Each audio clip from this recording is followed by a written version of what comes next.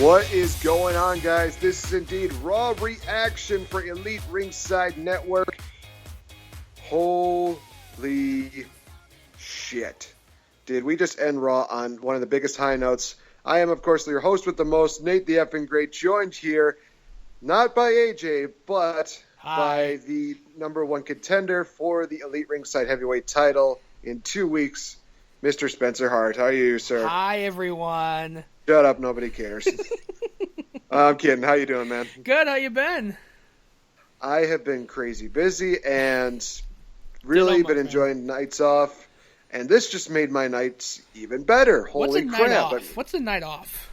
It's one of those things that Darren Young wishes that he could get, but he's Mr. No Days Off, apparently, so. Oh, man, there's a name we haven't heard in a few weeks. Well, I think he was out with an injury, but, Darren Young aside, first things first, your thoughts, Raw as a whole, good, meh, garbage? Raw as a whole this week, I don't know. I'm accustomed to SmackDown. But I watch Monday Night Raw every week, and it just, I don't know. Raw's got the right people. They just don't know how to utilize it into a workable storyline. Like, I love the New Day, but if I had to watch one more minute of that goddamn segment with them and Jinder Mahal and Rusev, handsome Rusev, by the way, we're gonna get to that. I don't know. They're like the cruiserweight. There was no cruiserweight match this week. There was just Brian Kendrick kicking the crap out of Akira Tozawa. And then the contract signing with Neville and Gentleman Jack Gallagher. Why do we even bother at this point?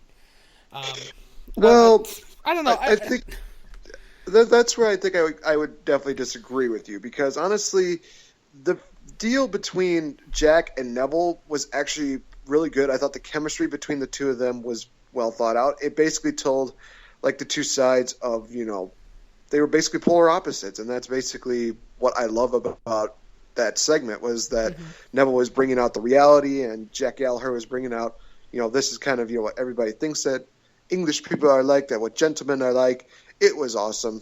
I liked it, and I've never really been a fan of Jack Gallagher, but I think he really won me over with this promo that he did with him and Neville. Yeah, Jack Gallagher to me is kind of going the way of Daniel Bryan in a little bit, where he just did his shtick and it got over with the crowd. And, it was kind of like the same thing with Ty Dillinger, where he just did his thing and didn't really care what he thought, and people like that.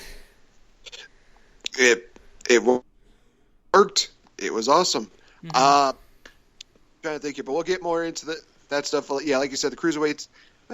I would agree a little bit with the no cruiserweight matchup between Tozawa and Brian Kendrick, but I did say to our other co-host Max that, hey, this is great because now we might get to see that matchup either on.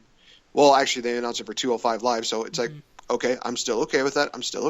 At least we get the matchup, and I know that we watched the Cruiserweight Classic last summer, and Akira Tozawa was the guy who definitely just stood out to me the most. Well, one of the most guys.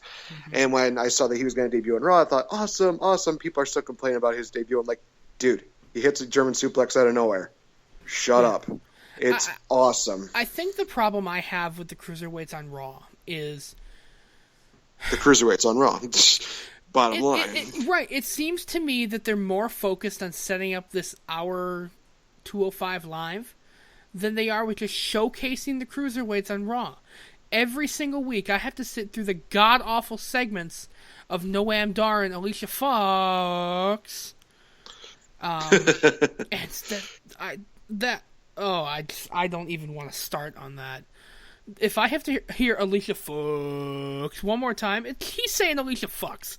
That's what he's saying. And they can't censor it because he's got an accent. Yeah. That whole thing, like, they're more focused on setting up angles for 205 Live than they are with actually showcasing the cruiserweights for what they are. And that's fucking fantastic.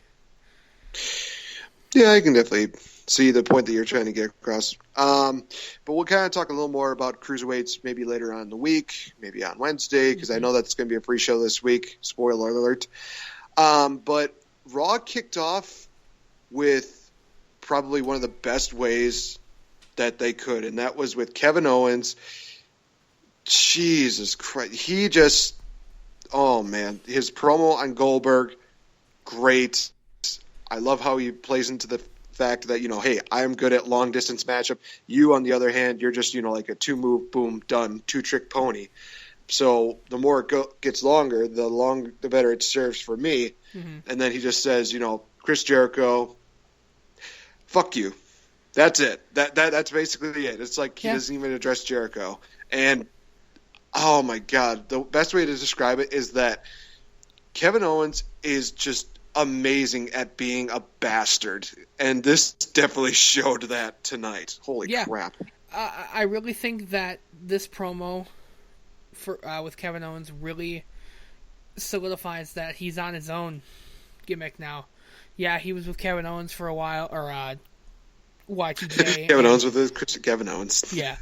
But I can't remember who said it. I think it was Michael Cole said it, like, without Y2J, Kevin Owens wouldn't have been champion nearly as long as he is, and I'm not happy with where I think the Universal title picture is going. But it's Kevin Owens is where he needs to be right now, and that's at the top. I don't think, in my opinion, he's on the right brand. I think he can showcase himself a lot better working with Cena again. Because they put on some phenomenal matches when he first debuted in 2015. And I think with Cena reportedly on his way out, I think after the AJ feud that Cena had, I mean, he's got a match with Miz and Maurice coming up at Mania. Well, we don't know that for sure. The way that I see it, unless they announce it, on a Raw or on a SmackDown, then I'll believe it when I see it, basically. So, for me, it's you know how I am. I call things early, and if I'm right, if I'm wrong, I'm wrong. But from what I saw at Elimination Chamber, definitely at least Cena and The Miz, and with Nikki Bella reportedly this is her last Mania. After that, she's done. It's probably going to be a cross tag match. Well, maybe. We'll just have to kind of wait and see.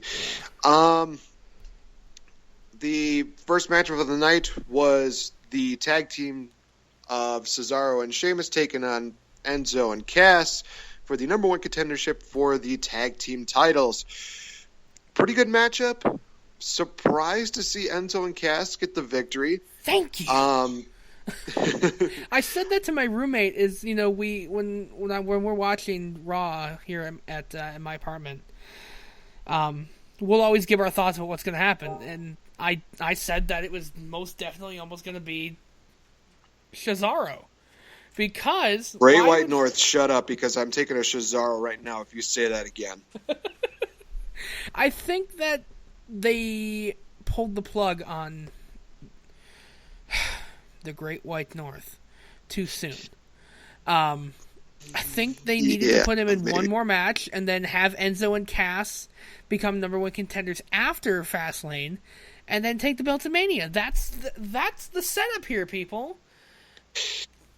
Well, that was supposed to be the setup for the women's title, and look at what we got here. Now, we'll get to this. I'm not dissing Bayley. Don't get me wrong. It's just one of those things where, we'll talk more about that when we reach that point. Mm-hmm. But Sheamus did actually get the last word with a bro kick to Enzo, who kept saying, we got your kryptonite one too many times. And people are just like, oh, thank you, Sheamus. We're actually cheering for you right now. What is wrong with this world? Oh, man. So, yes, we get Enzo and Cass versus the Club at Fastlane. It's not like the worst thing. Mm-hmm. But then we go into I hate everything. We go into why. Just why.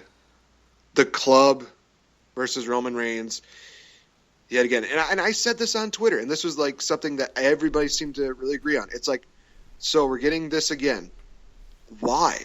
It doesn't benefit the Club, and it doesn't benefit Roman Reigns. Here's the thing.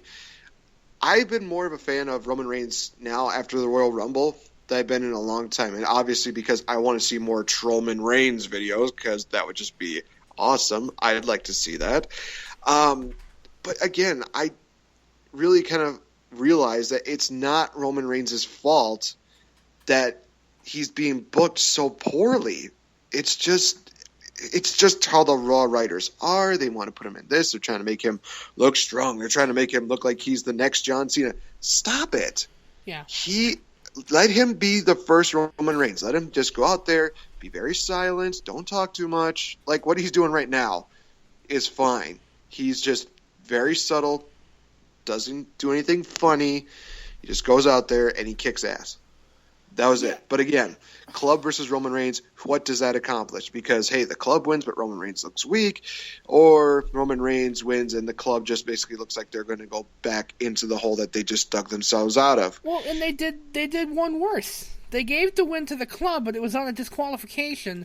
And then Roman Reigns kicked the shit out of him with a metal chair. Why? Why? Like, it blows my mind that you're feeding the Raw Tag Team Champions to Roman Reigns. Why? Because Vince McMahon's backstage and he wants Roman Reigns to be part of everything. It makes no sense to me. It's clear that we're going to have to deal with Roman Reigns being pushed up our ass. And I don't like it. I don't like things being shoved in my ass. I don't like that we have to deal with Roman Reigns in every aspect. Pretty soon we're gonna have Bayley versus Roman Reigns. That's what we're leading here, people. Okay. First of all, I think that you're literally going insane right now. Fair. Second of all, Fair. Again, I don't mind Roman Reigns being put in the picture. It's just they need to do it a different way. They can't make him, like I said, as the next John Cena. He needs to be the first Roman Reigns. He needs to be his own person. That's how so many big stars are made. That's how Steve Austin was made. That's how The Rock was made. That's how Bret Hart was made. That's how Shawn Michaels was made. They were their own person. If you make somebody like the next generation, then they're going to be hated even more. I mean, that's basically what they were doing with John Cena. And he was hated for 9/10 of his career. Right. Because of the fact that they were making him into the next Hulk Hogan. And people resented him for it. So don't do the same thing to Roman Reigns. It's logic. Although I will say, that spear that Carl Anderson got from Roman Reigns, holy fuck. I'll give Roman awesome. That. I'll give Roman that. Holy shit. That spear was deafening. that machine gun just got destroyed. And people say that wrestling's fake. It's fake, but I want to see you take a spear off the top rope from 265 Samoan pounds. Yeah, basically ask Carl Anderson and ask and ask Shane McMahon if wrestling is fake. Well, you ask Shane McMahon, he's going to go. It's just going to go brain dead in a matter of seconds. Jesus Christ! All right, so. We go into what you were mentioning before, the New Day taking on the team of Jinder Mahal and Handsome Rusev. But beforehand, they announced that New Day was going to be the host of this year's WrestleMania. Honestly, okay with that because they're still white hot, even though they lost the tag team titles. Fans are still getting behind them. The Booty-O cereal is still just hugely over. And now they're going to probably have booty ice cream, whatever that's going to be about. And we'll get into that in just a minute. But they broke the news to TMZ that, hey, we're going to be hosting WrestleMania this year. And for the first time in a while, people, I think, are actually okay with the idea. They love the idea of New Day being the WrestleMania